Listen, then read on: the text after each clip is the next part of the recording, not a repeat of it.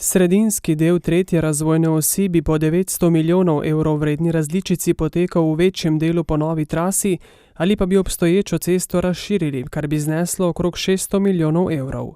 Te preučitve so bile sedaj narejene in bodo v jesenskem času letošnjega leta, torej ti predlogi vseh teh variant predstavljeni javnosti na javnih razgrnitvah in računamo in upamo, da bo na podlagi teh potem razgrnitev, da bo možno sprejeti odločitev o tej najprimernejši varianti. V naslednjih 2 letih naj bi sprejeli državni prostorski načrt za traso, vendar to še ni zagotovilo za začetek gradnje. Uresničitev tako obsežnega projekta je težko časovno opredeliti brez namenskega vira financiranja.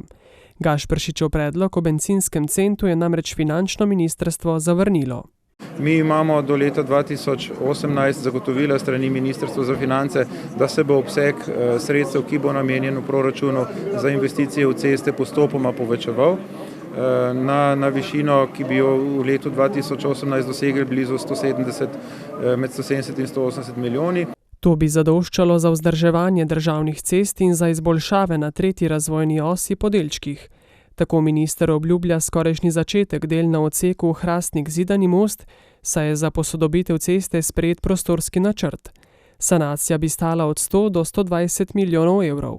Računamo, da se bo že to jesen pričel obnova sanacija nadvoza, nadvožnjaka. Črni potok je že razpisan.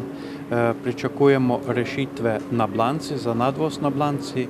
Pričakujemo v prihodnjem letu, da se prične projektirati most na Logu. Štajerski konec bi Posavcem in Dolencem približala posodobljena cesta Sevnica-Planina. Odmaknjenost od avtocestnega križa gospodarstvu povzroča logistične težave in povečuje njihovo nekonkurenčnost na svetovnem trgu. Ta odrezanost je prav gotovo mnogotera, da tako rečem, od neposredno transporta blaga do nas, blaga od nas, privlačnosti za kadre, čez naše hribe in doline po nemogočih cestah se voziti k nam je težko, imamo torej tudi na tem področju težave. Če bi v gospodarstvu od neke zamisli do njene uresničitve potrebovali toliko časa, kot ga gre za čakanje na tretjo razvojno os, slovenskih podjetij ne bi bilo več, so bili na posvetu kritični gospodarstveniki.